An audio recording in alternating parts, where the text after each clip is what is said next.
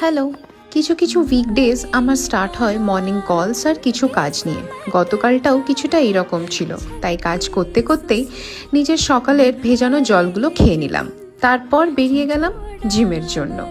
যেহেতু কাল work from home করছিলাম, তাই মাসিকে বলে রেখেছিলাম যে চিড়ের পোলাও করে দিতে, সাথে গরম চা। তারপর 11:30 নাগাদ খেয়ে নিলাম একটা ফ্রুট।